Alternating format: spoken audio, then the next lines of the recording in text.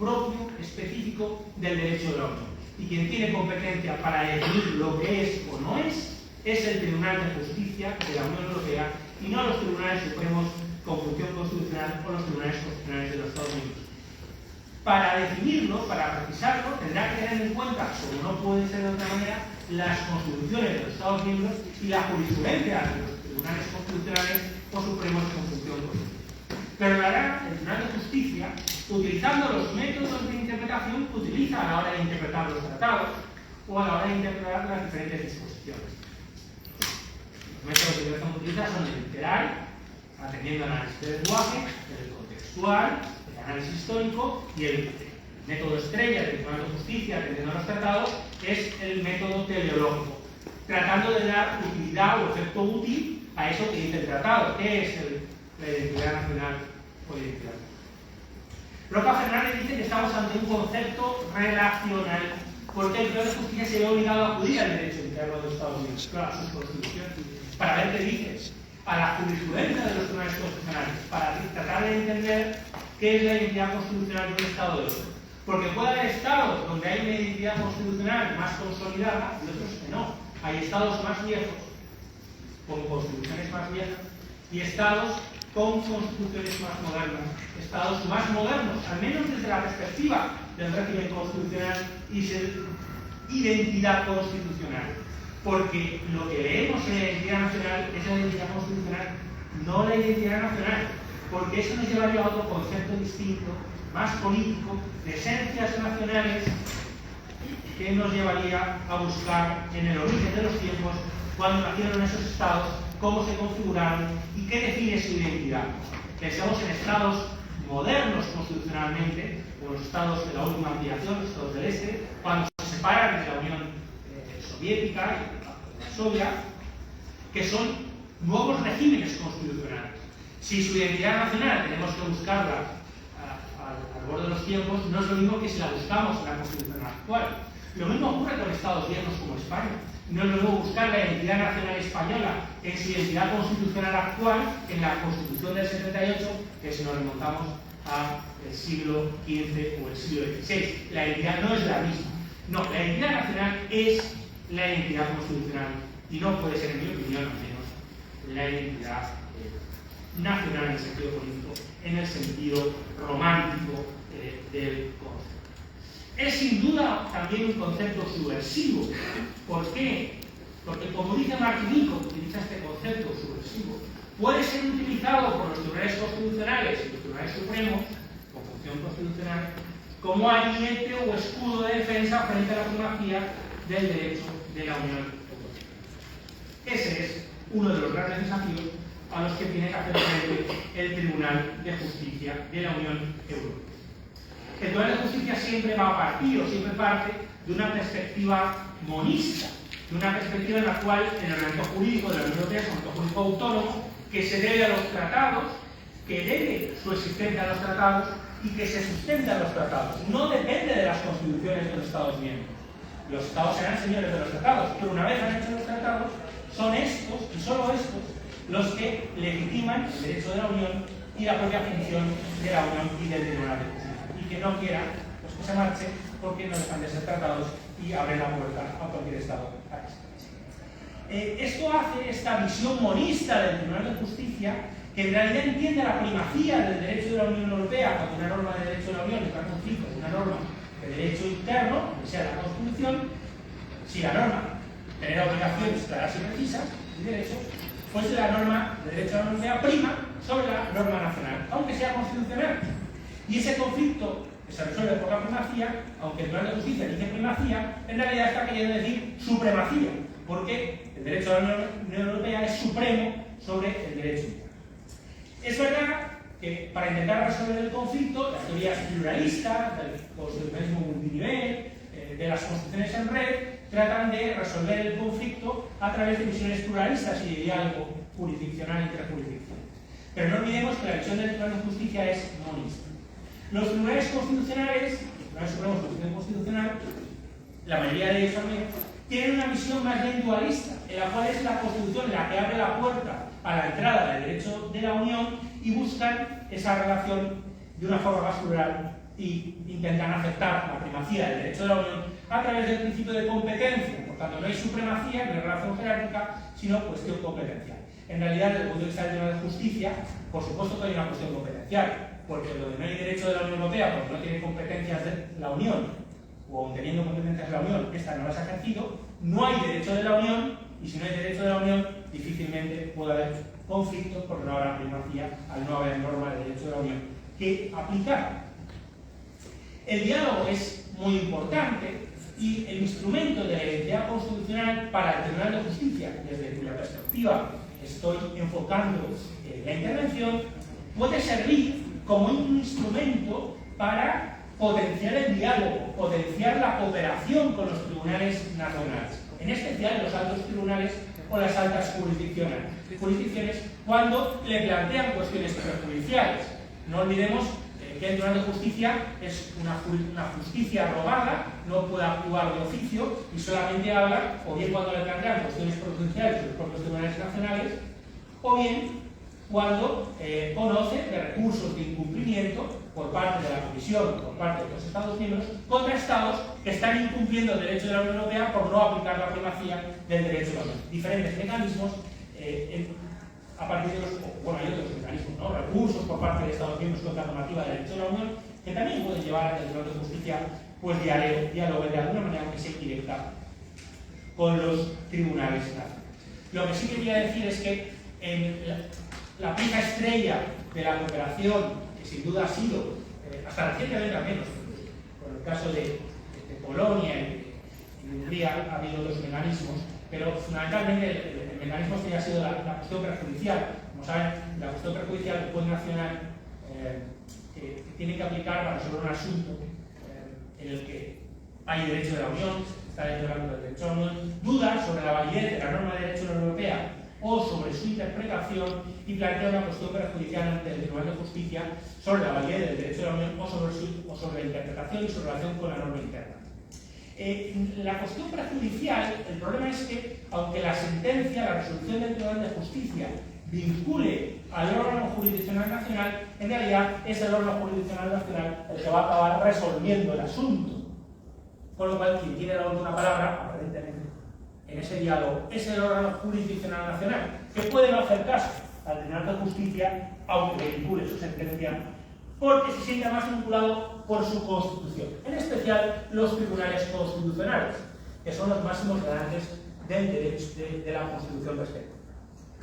Eso es así aparentemente, pero sabemos que no lo es. ¿Por qué? Porque si no se siente vinculado por la sentencia del Tribunal de Justicia y se aparta, estaría incumpliendo el derecho de la Unión, abriendo la puerta a que la Comisión u otros Estados miembros planteen un recurso de incumplimiento contra el Estado y lleven al Estado ante el Tribunal de Justicia para que éste le condene por incumplimiento del derecho de la Unión, lo que a su vez abriría la puerta a que los particulares reclamen ante sus tribunales nacionales por responsabilidad patrimonial del Estado miembro, y con esos dos mecanismos, recurso por incumplimiento y responsabilidad patrimonial, uno ante el propio Tribunal de Justicia, otro ante los tribunales nacionales, se puede obligar al Estado miembro a corregir su actitud y hacer la vida imposible en la Unión. Hay otros mecanismos hasta obligarle a cumplir o a marcharse.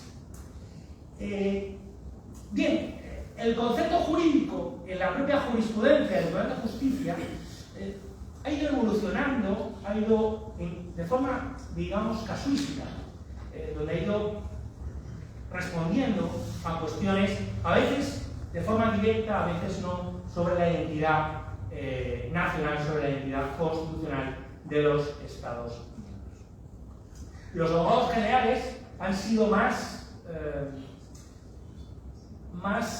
utilizadores del concepto, lo han citado más, lo han estudiado más que el propio Tribunal de Justicia, han dicho en algunas conclusiones, como en Michaniki, por ejemplo, o en Gauweiler, que no podía suponer en ningún caso una reserva de los Estados miembros absoluta. El Tribunal de Justicia ha sido más reacio a utilizar el concepto, pero lo ha utilizado para respetar la identidad constitucional o para tenerla en consideración, en especial para respetar las competencias estatales en la atribución de la ciudadanía o nacionalidad, que es una cuestión esencial de la soberanía de los Estados, a quién concedo o no la nacionalidad, a quién retiro o no la nacionalidad, es una cuestión de soberanía, que a mí, por cierto, lo utiliza el Tribunal de Justicia y los tratados tampoco, huyen del concepto de soberanía, que la Unión Europea supera la soberanía estatal, pero controla el Tribunal de Justicia la cuestión de la atribución de nacionalidad y la retirada de nacionalidad. ¿Por qué? Porque aunque sea una cuestión sobre la que la Unión no tiene competencia y que queda en manos, por tanto, de los Estados, la nacionalidad de un Estado miembro conlleva a la ciudadanía europea. Y en la medida en que pierdes la nacionalidad de un Estado miembro de la Unión, pierdes también la ciudadanía de la Unión. Con lo cual, la adquisición de la nacionalidad y su pérdida, una y otra, llevan a la adquisición o pérdida de la ciudadanía europea y de los derechos vinculados a la ciudadanía europea. Con lo cual, punto de conexión, derechos de la Unión y el Tribunal de Justicia entra a controlar los asuntos. La lengua nacional oficial del Estado, cuestión de competencia de los Estados, de su identidad, si hay una, si hay varias. Algunos Estados son muy sensibles con esto. Sentencia Brunel-Barty, 2011, entra el Tribunal de Justicia. Una que a mí me gusta especialmente por la sensibilidad que manifiesta el Tribunal de Justicia por la identidad nacional es el caso Sayn-Wittgenstein en 2010, en la cual es un caso con la República de Austria, donde el Tribunal de Justicia acepta que el principio de igualdad, tal y como es entendido en la Constitución republicana austriaca, implica la prohibición de que una persona pueda llevar en sus apellidos elementos nobiliarios. Sayn-Wittgenstein era una ciudadana austriaca que se casa con un ciudadano alemán. Cuando se casa con el ciudadano alemán, adquiere el apellido del marido, conforme a las leyes alemanas. Se pone a vivir con el marido en Alemania y cambia su documentación adquiriendo el apellido del marido, que era un apellido nobiliario. La señora Sayn-Wittgenstein quiere adquirir el apellido del marido y quiere vivir con ese apellido. Además, le viene bien para su actividad. Ella se dedica a una actividad económica, a vender casas y castillos, y circula habitualmente entre Austria y Alemania. Llevar un apellido nobiliario le viene bien a su actividad económica. Pero en la República de Austria, donde el principio de igualdad es radical, está prohibido porque entienden que esto vulnera la igualdad entre ciudadanos austriacos. Mientras que en Alemania, aunque es una república, también está permitido. No tiene ningún problema con eso. La señora Sayn-Wittgenstein plantea que esto vulnera la libre circulación de personas, porque afecta a su libre circulación, el derecho al nombre, la vida privada y una serie de derechos que son propios también del derecho de la Unión Europea. Y la sentencia Sayn-Wittgenstein, en el Tribunal de Justicia, es deferente y respeta, tal y como es entendido, el principio de igualdad como propio de la identidad. Ha habido otros casos en los cuales el Tribunal de Justicia ha tenido que entrar a respetar la organización interna. Bueno, es verdad que aquí el 4.2 es muy explícito, estructuras políticas y constitucionales. Que otra cabe que si el 4.2 habla de estructuras políticas y constitucionales, las estructuras políticas y constitucionales de los Estados miembros forman parte de su identidad constitucional, en principio. Pero, como sabemos también, el Tribunal de Justicia ha tenido otra jurisprudencia, sobre todo frente a algunos Estados miembros que han pretendido reformar su poder judicial, Portugal, Polonia, donde en la medida en que esas reformas, que son de sus estructuras políticas y constitucionales, pudieran afectar a la tutela judicial efectiva, 19.2 del tratado, supondría una violación de la tutela judicial efectiva y entra también a controlar y no hace, en ese caso, respeto o no lo considera a la identidad nacional o constitucional de los Estados. Muy importante, y sin duda yo creo que aquí es donde podemos polemizar más después, está el tema de la protección de los derechos fundamentales constitucionales. Cuando hay un conflicto entre la primacía y derechos constitucionales o derechos fundamentales que están en las constituciones de los Estados miembros.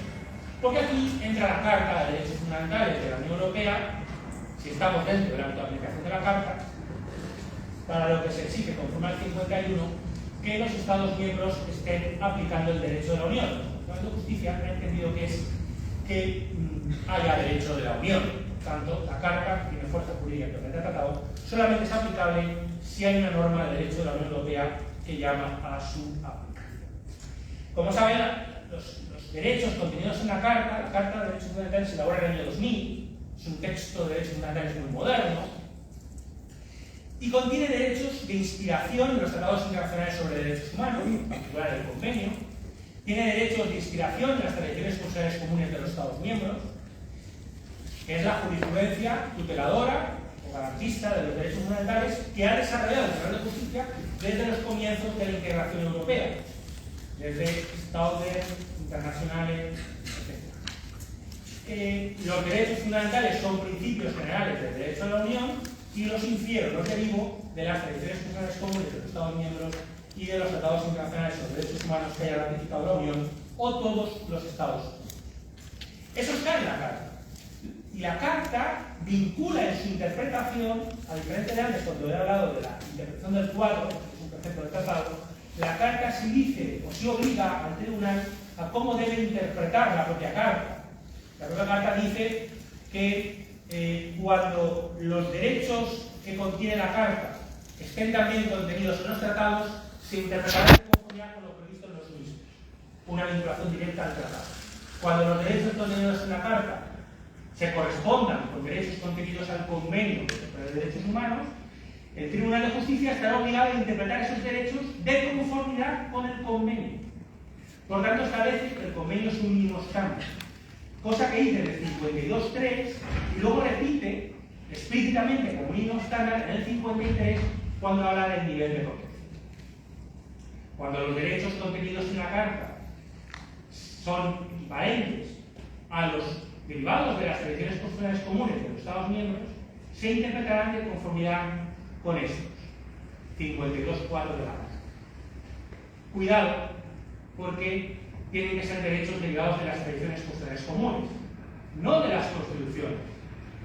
Porque hay derechos que pueden estar en la Constitución de Irlanda, el derecho a la vida de Nasciturus, que no es propio o no forma parte de las tradiciones constitucionales comunes. Es un derecho constitucional, es un derecho de la Constitución irlandesa, un derecho fundamental de la Constitución irlandesa que reconoce la titularidad del derecho al nasciturus. Pero la mayoría de las constituciones de los Estados miembros solo reconocen a las personas, normalmente a los nacidos, porque entienden que la persona es quien nace. Entonces eso es importante tenerlo en consideración. Solamente se integrarán de conformidad con las tradiciones constitucionales, no con las constituciones. Ahí resulta el conflicto, porque en el 53 habla del nivel de protección y dice que la Carta, que podrá suponer una ampliación de estándar de protección, no puede menoscabar el mínimo estándar de protección del convenio ni los derechos o el nivel de protección de los derechos de las constituciones de los Estados miembros en su respectivo ámbito de aplicación.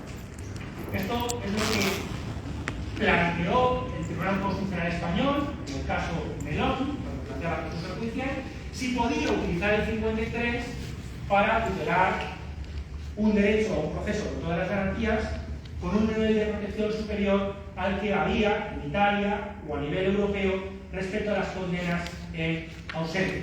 El señor Meloni había sido condenado en Italia, había estado representado por su abogado, pero en Italia no cabía el recurso en las condenas en ausencia. En cambio, en España, tal y como interpretaba el artículo 24 del Tribunal Constitucional Español, el derecho a un proceso con todas las garantías exige que pueda recurrir en caso de que haya sido condenado en ausencia, que era el caso del señor Meloni. El señor Meloni había recibido una orden de entrega, la Audiencia Nacional obligó a su entrega a Italia, el señor Meloni recurrió en amparo al Tribunal Constitucional Español, y el derecho a la justicia colectiva y un proceso con todas las garantías no está vinculado a la nacionalidad, es un derecho de todas las personas.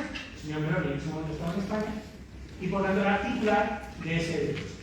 El planteamiento del Tribunal Constitucional Español es respondido por el Tribunal de Justicia en el sentido de que no cabe en ningún caso la aplicación del estándar nacional español, aunque sea superior al italiano y al europeo, al de la Unión Europea, de la Carta, porque el instrumento que gobernaba la orden europea de protección y entrega no lo permite, estableciendo complementariamente en APP, que solamente caberá la aplicación del estándar nacional cuando sea superior al estándar europeo y además el propio derecho de la Unión Europea lo permita, es decir, que llame al derecho nacional, al estándar nacional, y en ningún caso implique esa aplicación del estándar nacional una afectación de la primacía y uniformidad del derecho de la Unión. ¿Sería planteable entonces el estándar nacional en algunos casos? Bueno, la cuestión interesante aquí es, ¿cabe la convergencia del estándar nacional con la identidad nacional? Porque cuando hemos hablado de la identidad nacional, ahora les he puesto el tema del estándar, pero son temas distintos. La identidad nacional está en el 4.2 y el estándar de protección está en el 53 de la Carta. ¿Podemos unir estándar de derechos fundamentales e identidad constitucional? Cuando el Tribunal Constitucional Español planteó la sesión oficial de Meloni, no habló de identidad nacional, no citó el 4. Ahora, ¿cabe unirnos? Y aquí es donde entramos con el interesante caso de Tarico 2, solo analizará después más detenimiento, pero en Tarico 2 precisamente el Tribunal Constitucional Italiano sí plantea que el principio, este era un caso de prescripción, de conflicto entre la norma que dice en el derecho europeo internacional que hay una obligación por parte del Estado de perseguir lo que es el fraude tributario, especialmente cuando se trata de impuestos de la Unión Europea, y unas normas nacionales que establecían una prescripción bastante generosa de los delitos. Y que la práctica hacía difícil, por no decir imposible, la persecución de estos delitos, lo cual implicaba una vulneración del derecho de la Unión Europea. Desde el punto de vista del derecho de la Unión Europea, esto se queda claro en el artículo 1, la prescripción es una cuestión de carácter procesal que no forma parte del principio de la legalidad penal. Desde el punto de vista del derecho.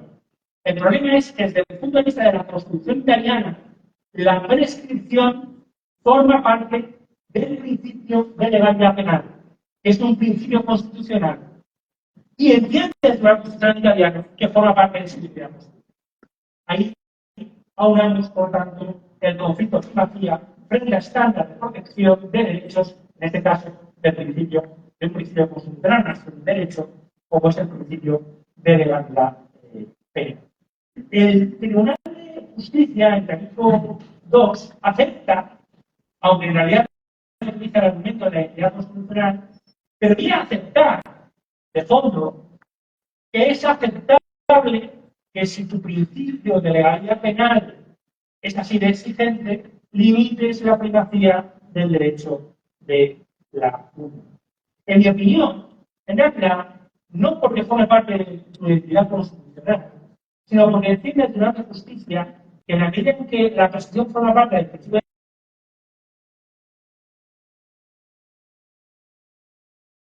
porque el Tribunal de Justicia habla de certidumbre, de seguridad, del principio de seguridad jurídica de derecho de la Unión.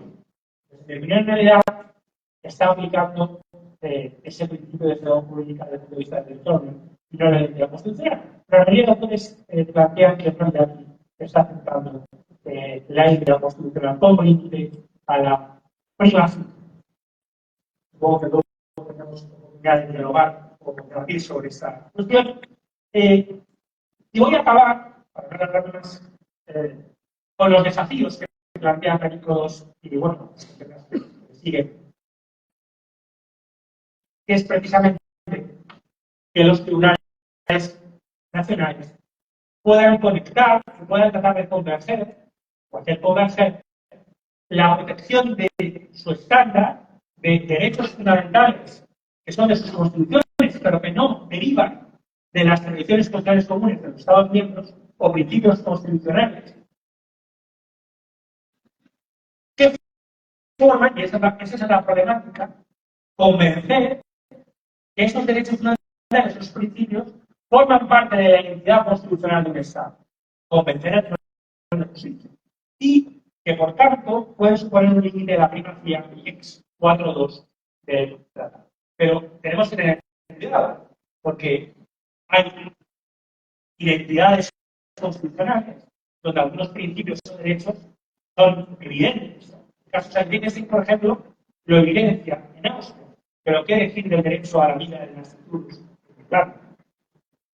¿Forma parte de la identidad constitucional irlandesa o no?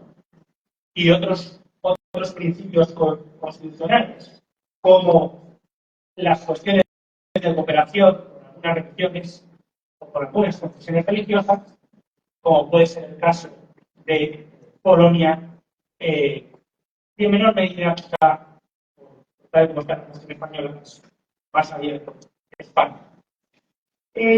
Otro reto, en mi opinión, es muy importante considerarlo, es que cuando hay conflictos entre estándares, no debemos olvidar que el 53 hace referencia a la Carta, pero el 6 del tratado, que habla de las fuentes del derecho de la Unión, sigue estableciendo como fuente las tradiciones constitucionales comunes de los Estados miembros y los convenios internacionales sobre derechos humanos. El Tribunal de Justicia es libre de seguir reconociendo derechos fundamentales conforme a su jurisprudencia tradicional y apartándose de la Carta, difícil porque la Carta es moderna, eso es cierto, y lo más normal es que utilice la Carta, un instrumento posibilitado de importante interpretación, pero podría utilizar el SEN sin utilizar la Carta y reconocer todos los derechos, en cuyo caso no estaría obligado a seguir los métodos interpretativos de la Carta que establecen los artículos 52 y 50. La futura adhesión al Convenio Europeo de Derechos Humanos, sin duda el mandato, puede alterar el diálogo entre las jurisdicciones y la propia función consultiva del Tribunal Europeo de Derechos Humanos, saben que el protocolo, el rigor 18, por el que el Tribunal Europeo de Derechos Humanos tiene una función consultiva que, aparte de la tradicional de los propios estados deterministas, los jueces de las altas instancias nacionales, de los estados partes del Consejo de Europa y el Convenio de Derechos Humanos, que han firmado el protocolo, pueden plantearle cuestiones consultivas. España no lo ha firmado ni ratificado, pero algunos estados miembros de la Unión Europea sí. El dictamen del Tribunal Europeo de Derechos Humanos no es vinculante. Lo normal es decir que aquellos estados que lo han firmado y aquellas condiciones que planteen cuestiones consultivas al Tribunal Europeo de Derechos Humanos van a seguir lo que diga, porque si no, en primera instancia va a demandar en particular al Estado frente al Tribunal de Derechos Humanos y le condenará. Con lo cual, lo normal sería seguir el dictamen consultivo del tribunal. Pero ¿qué ocurre cuando estemos en un asunto donde se aplica el derecho de la Unión? Si un juez nacional, en alta instancia en este caso, porque si no, no podría plantear la cuestión consultiva, puede plantear la cuestión prejudicial y puede plantear la cuestión consultiva. O ambos. El dictamen del Tribunal Europeo no es vinculante, la sentencia del Tribunal de Justicia sí lo es, son contradictorias. ¿Cuál será la resolución del órgano interno, el Tribunal Constitucional, el Tribunal Supremo? Complicado. Quizá la única manera de resolverlo sería con la futura adhesión, para establecer sí un último garante, que sea el Tribunal Europeo de Derechos.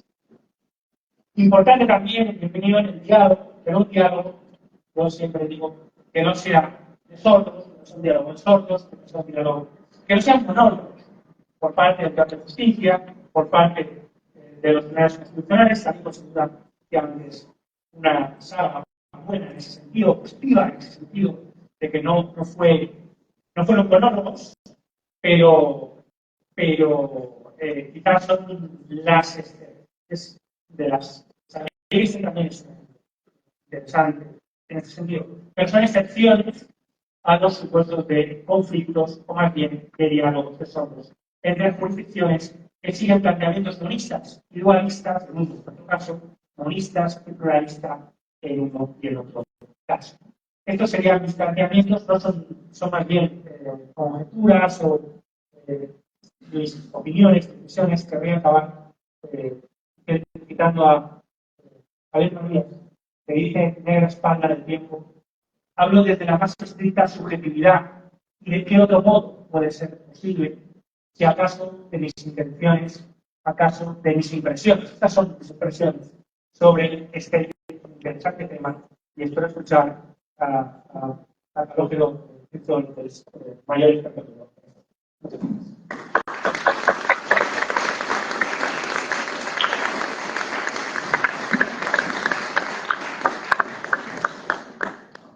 Gracias, Joaquín, por sus consideraciones. Pero poder, de alguna manera, dar lectura a esas consideraciones. Es un debate central en el derecho constitucional europeo que de alguna manera nos permite también, de este lado del Atlántico, pensar las relaciones intergubernamentales entre, por ejemplo, la Corte Suprema de Justicia y la Corte Interamericana de Derechos Humanos. Volviendo a las consideraciones de Joaquín, yo lo que voy a proponer a la reflexión, distintos recorridos interpretativos que siguen los tribunales constitucionales europeos, de los Estados partes de la Unión Europea, para intentar darle una figura, un volumen. No sé si un concepto es muy ambicioso, decir existe un concepto, pero sí algunos rasgos característicos de esto que se ha dado en llamar identidad constitucional. Luego de esta categorización, que como toda categorización sirve para ordenar un conocimiento que se nos presenta en un estado ordinario de caos, tratamos de ordenar el caos, que es la investigación. La finalidad que persigue desde la óptica de los jueces nacionales la identidad. Y después algún ida y vuelta con algunas consideraciones que dijo Joaquín en relación a la Carta de Derechos Sociales. Hay algo que es central, que identificó Joaquín.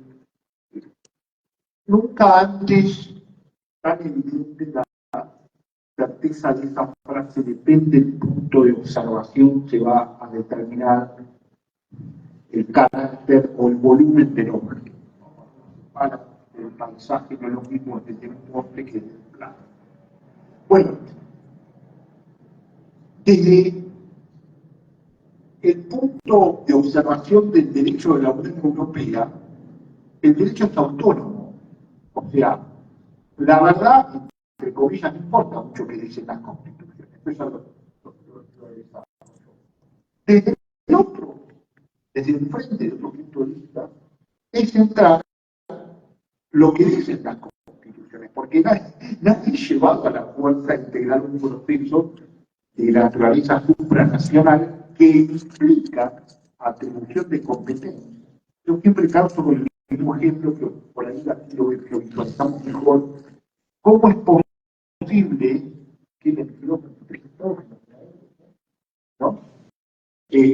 compartan el mismo billete, la misma moneda, un atributo clásico de la soberanía? Bueno, esto es posible gracias a que el Estado se ha desprendido, ¿no? Ya el Banco de España, el Banco de Italia hacen informes, no tenían moneda. Bueno, participar de un proyecto de esa dimensión implica mandatos constitucionales claros y precisos, diríamos, ¿no? A pesar que me puede decir, profesor, pero hubo estados fundacionales que recién tardíamente incorporaron fórmulas constitucionales habilitantes o cláusulas europeas, sí, pero con una visión judicial bastante particular.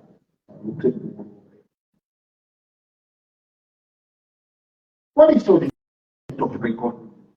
Yo identifico 4 recorridos centrales.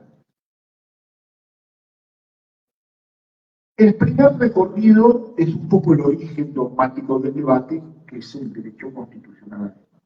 Ya voy a morir. Planteaba el tema de la identidad constitucional. Pero bueno, la Constitución, ley fundamental de un actual vigente, tiene una cláusula muy famosa entre los constitucionalistas que se denomina cláusula de la eternidad. Cláusula de eternidad. Es el artículo 79.3, que dice algo muy simple, pero muy difícil de mantener: que los primeros artículos de la ley fundamental no pueden ser objeto de reforma constitucional. Los blinda. Es decir, en el orden constitucional anual presente no hay posibilidad de modificar esos actos. Primero, la pregunta que se hace el Tribunal Constitucional Federal Alemán es si ese límite al poder de reforma constitucional se aplica al poder de la integración, al poder que nace de la atribución de competencias en las instituciones públicas. Con un razonamiento bastante interesante, dice, si nosotros no podemos modificar la Constitución, ¿cómo va a poder una institución supranacional directamente afectar ese núcleo rígido? Eso es la identidad constitucional. Entonces, yo puedo controlar en una especie de control de identidad, lo llamo, en alemán es la mejor, bueno, control de identidad, en español. ¿Y cómo? ¿Cuál es el objeto? Bueno, la competencia ultravirus, aunque que la Unión Europea no se haya excedido en el capítulo de claro, esto es imposible porque el Tribunal de Justicia dice, no, la última palabra la tengo yo, que define la competencia de la competencia, soy yo, y bueno, y se viene peleando desde el siglo pasado. Ahora, este recorrido, salvo un antecedente reciente, que no fue tan grave como esperábamos, el Tribunal Constitucional Federal declara efectivamente que las instituciones de la Unión Europea fueron ultravires, fue preventiva, con una clara función preventiva, desde el punto de vista de la dogmática, de la dialéctica, con un sólido argumento constitucional. No fue con una clara finalidad rupturista. La idea era preservar, en este primer recorrido, un área de reserva constitucional que surge de la propia Constitución. Segundo recorrido. Algunas fórmulas constitucionales tienen cláusulas de salvaguardia expresas. Por ejemplo, el artículo 8º, párrafo 4 de la Constitución portuguesa, o el artículo 23 de la Ley Fundamental de Bonn, que subordinan la atribución de competencias, por ejemplo, al respeto de los derechos fundamentales, del Estado de Derecho, de las políticas sociales, del Estado democrático, del principio de subsidiariedad, muy claro en la Constitución portuguesa, muy estricta. Por ejemplo, cuando uno lee fórmulas habilitantes en constituciones sudamericanas como Bolivia, Ecuador, va a encontrar limitaciones concretas, sí, una amplia apertura, pero limitada al respeto de un montón de políticas públicas que no pueden ser dejadas de lado en el ámbito supranacional. La Constitución de Venezuela, nuestra Constitución mezcla en el inciso 24 la reciprocidad con la atribución, y hay un problema conceptual porque si hay supranacionalidad no hay reciprocidad.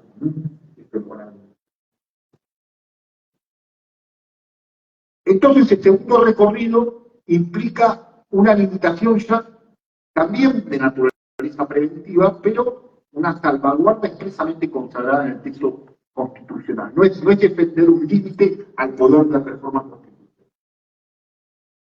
El tercer recorrido que hacen los jueces constitucionales es inferir los límites a la atribución de competencia el diagrama de la zona de reserva de manera implícita, lo cual ya la situación se tensa. Hay dos casos testigos, el caso de España, donde el Tribunal Constitucional Español interpreta el artículo 93, la fórmula de atribución de competencia, y dice, bueno, no hay límites explícitos, pero sí hay implícitos, ¿no? El famoso dictamen por la Constitucional, entonces tratado que estableció una Constitución. Y lo repite luego en la secuencia 24, que contesta a la respuesta del Tribunal de Justicia. Ojo, que yo puedo en cualquier momento. Una madre, ojo, puede tener. Y el Consejo Constitucional francés también implícitamente infiere algo de que la doctrina y nadie sabe bien qué es, son las reglas o principios inherentes a la identidad constitucional. Entonces, es una forma muy amplia, mi amigo, que bueno, ojo, puede ser todo y nada. Y finalmente, el último recorrido, el más polémico de todos, el que más tensiona las relaciones intergubernamentales, es el que asimila la identidad constitucional nacional a un concepto metajurídico. Es decir, un concepto más allá de la Constitución. Algo que está en el interior. Bueno, esto lo propone el Tribunal Constitucional húngaro, quien dice, la identidad hay que buscarla en la historia. Obviamente la cuestión. Yo digo que es historia, el Tribunal Constitucional. Entonces propone un concepto de identidad constitucional asociado al pasado imperial húngaro, con lo cual Austria contenta, Eslovaquia contenta y todos los países vecinos contentos. Bueno, a raíz de esta sentencia, porque el concepto de identidad constitucional se utiliza, por ejemplo, para negar los cupos de asilo, rechazar políticas migratorias de la Unión, con lo cual termina siendo un caso de invocación de la identidad constitucional con fines ampliamente restrictivos del ejercicio de los derechos. Esto llevó a muchos autores a cambiar de opinión a la defensa de la democracia. Estos son los cuatro recorridos, las cuatro zonas de reserva que se activan frente a lo que los estados entienden es una expansión, un expansionismo de las competencias de Bruselas, ¿no? de la Unión Europea. Ahora, dije que iba a hablar de la finalidad. Algún autor español dice, es un escudo. La identidad constitucional es un escudo, pero nunca es una espada, no se hace la tiene una finalidad defensiva. Cuando la Corte Suprema de Justicia, en el caso de Fontevecchia, invoca, infiere una especie de identidad constitucional del artículo 27, diciendo yo puedo hacer un control a las sentencias de la Corte Interamericana, lo que está haciendo es defenderse de una posible injerencia en la interpretación del principio constitucional, con todo lo político que importa. Bueno, es una reacción de quien tiene la custodia, la interpretación final de la Constitución nacional frente a una influencia externa que en un proceso de naturaleza supranacional es más fuerte y más intensa la penetración de.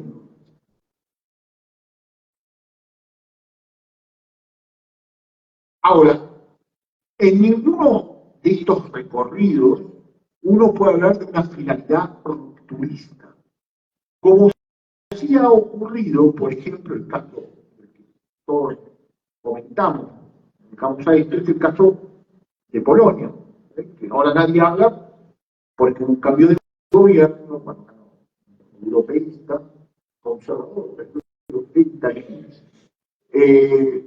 donde el Tribunal Constitucional polaco le hace un control 15 años después, más, de los tratados fundacionales que ya había controlado y los declara inconstitucionales, contrario a un Estado soberano. Bueno, directamente ahí la ruptura es central. El Tribunal Constitucional Federal Alemán también tiene un pronunciamiento muy duro, muy técnico, donde dice que el principio de proporcionalidad que utiliza para explicar un endeudamiento determinado, lo que con eso, no es en alemán, por supuesto, bueno, creo que es el propio concepto del test de proporcionalidad. Pero le da 3 meses para que lo enmiende, bueno, lo enmendó, son contentos y no quedó nada. Pero el presidente polaco, que es consecuencia directa quizás de ese lenguaje rupturista, sí tuvo consecuencias más allá de la práctica, aunque no se llegaron a formalizarlo. En este contexto, la identidad constitucional se presenta como la manifestación de una tensión muy fuerte.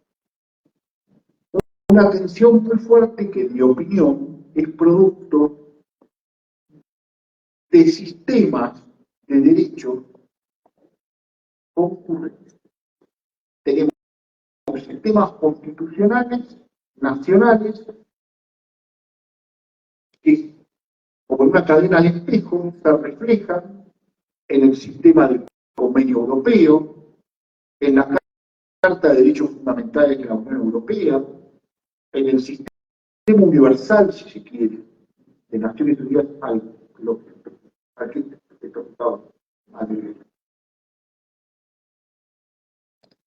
y el problema en el fondo es por lo que se da a llamar, lo que nosotros llamamos el dilema Meloni, que lo explicó Joaquín,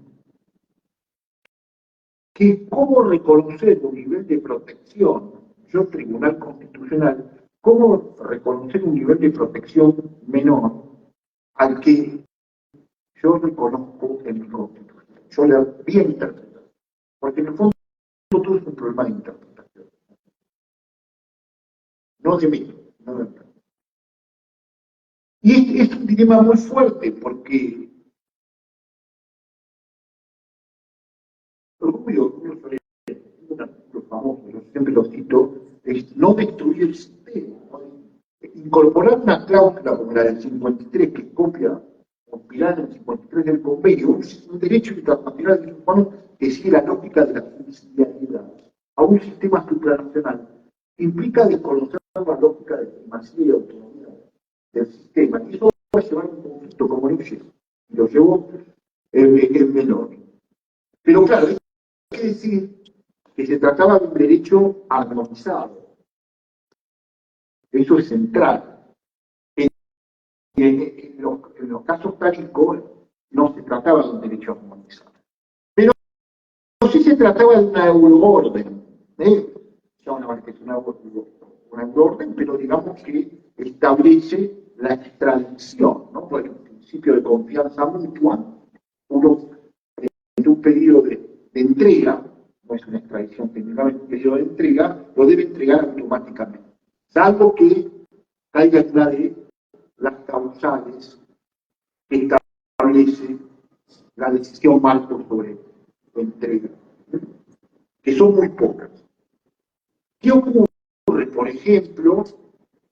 Esta confianza mutua o recíproca necesaria para mantener la libre circulación de personas que tiene la Unión Europea, ¿sabes?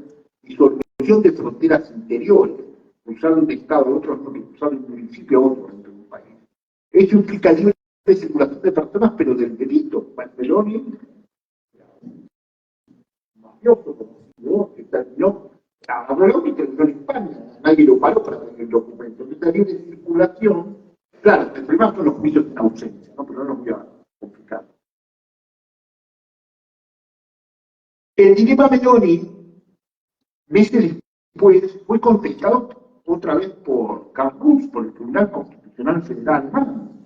En el caso de un ciudadano estadounidense que es reclamado, también juzgado en ausencia unitario reclamado, y el Tribunal Constitucional Federal ahí aplica el principio de dignidad, que son los pilares del derecho constitucional alemán. Y dice, no, yo no lo voy a entregar porque ¿Qué pasa con la dignidad? Y es una ficción que cada vez es más difícil de sostener. La asimetría real que existe entre no solo los sistemas de derechos de los Estados de la Unión Europea, sino, por ejemplo, las condiciones de detención. Y el Tribunal de Justicia es muy perceptivo, sabe guardar un riguroso equilibrio en la relación de poder e interpretación. Tiempo después toma nota de esto, invocando el artículo 4 de la Carta de Derechos Fundamentales, que es similar al 3 del convenio y al 5 de nuestra convención, que prohíbe todo trato inhumano, degradante, penal. Dice, ojo, propone un test de dos partes. El juez de ejecución que debe entregar a la persona puede invocar la identidad constitucional, sí, pero primero puede hacer un estudio, establecer objetivamente que hay una violación de la dignidad o que va a sufrir un trato inhumano. ¿Cómo objetivamente hago esto? Bueno, leyendo los informes del Consejo de Europa, del Comité contra la Tortura de Naciones Unidas, las sentencias del Tribunal Europeo de Derechos Humanos, en este caso eran contra Hungría y contra Rumania, por las condiciones de detención, y puede inclusive negarse a la ejecución. Entonces, el dilema Meloni no pareciera aplicarse en esta situación.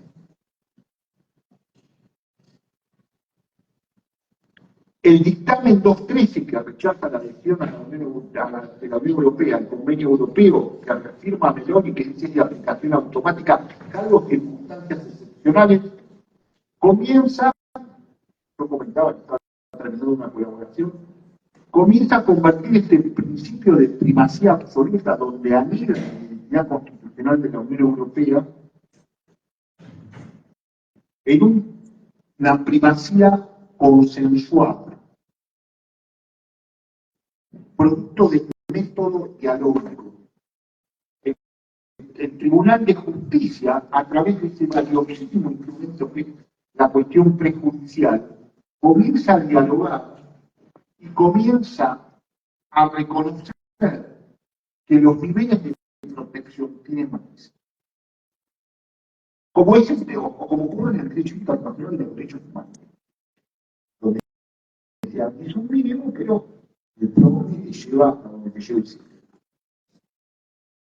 Y esto es esencial destacarlo porque lo empezó a aplicar en las políticas de asilo común, ¿sí? Con las comisiones en los centros de acogida. Lo comenzó a aplicar en Nacional al Estado de Derecho, por ejemplo, cuando le hablan, proponen abrir el procedimiento del artículo 7 contra Polonia, ¿no? Por violación del Estado de Derecho. Un juez irlandés dice, yo cómo voy a entregar a alguien a una autoridad que se sospecha de democrático. El Tribunal de Justicia dice que hacer a partir del procedimiento del artículo 7 le permite mantener cierto juicio y poder evaluar la situación. Pero también lo aplica a la persona, ¿no? En dos sentencias muy recientes, una persona argumentaba que la entrega a la autoridad que lo reclamaba atentaría contra su salud psíquica y física, empeoraría sus condiciones de salud. Algo subjetivo, no ya sistémico, ¿no? Porque hasta ahora vemos causales sistémicas. El juez puede, no es muy simpático, pero un juez español puede cuestionar el sistema de derechos sanitarios, juez español.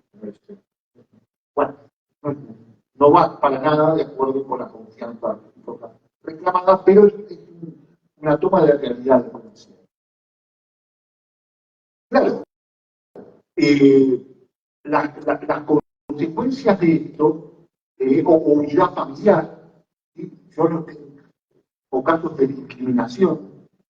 Esto es muy importante porque en el fondo lo que está haciendo el Tribunal de Justicia es apelar a ese nuevo concepto de tradiciones constitucionales comunes. Pero no hay que olvidar nunca un abogado general español, un Salón, que tuvo un concepto muy interesante sobre este tema, cuando en su intervención en el caso Buscher, que nos dice, no se puede mantener una identidad constitucional nacional porque no se puede tener 27 identidades constitucionales nacionales. Lo que hay que alcanzar es una identidad común. Esa identidad común parte del artículo 2, donde está entre otros el respeto de los derechos. Entonces, por ahí viene la articulación. Y es interesante ver cómo las tensiones, y con esto estoy terminando, las tensiones interordinamentales implican tensiones en identidad, implica tensiones entre diversidad. Un último ejemplo de cómo se pierde el escenario constitucional europeo con un derecho supranacional tiene que ver, por ejemplo, con el matrimonio entre personas del mismo sexo. Hay constituciones de Estados de la Unión Europea que definen lo que es la familia y cierran el paso a cualquier matrimonio entre personas. Polonia, Lituania, creo que Chile también. Hay otros que no dicen nada, y por eso permiten. Bueno, pero ¿qué pasa si, en este caso Córdoba, que después se ratificó en otras situaciones, qué pasa si un ciudadano belga que había contraído matrimonio en Bélgica con un ciudadano estadounidense, perdón, un ciudadano rumano que había contraído matrimonio en Bélgica con un ciudadano estadounidense, que quiere radicar a Rumania, donde no la Constitución, pero sí el Código Civil prohíbe el matrimonio? Claro, ahí hay una identidad, uno puede decir, ¿no? Entonces el Tribunal Constitucional Rumano dice, ¿qué hago? Porque hay libre circulación. Y si yo no le doy la residencia al cónyuge, este hombre no puede ejercer la libre circulación. Y ahí hay un problema, porque todos sabemos el principio fundamental, y lo fundamental es la libre circulación en el derecho de la Unión Europea.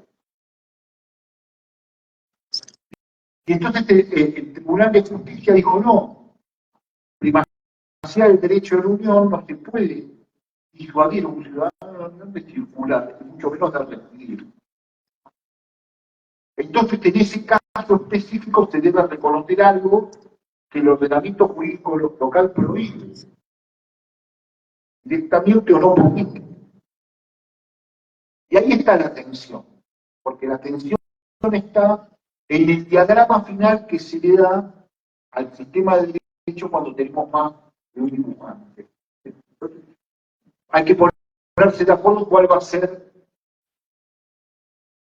la dimensión final que van a tener los sistemas de derecho. Y en un sistema de derecho que concurre con otro, ¿no? A protección multinivel, ahí hay un problema.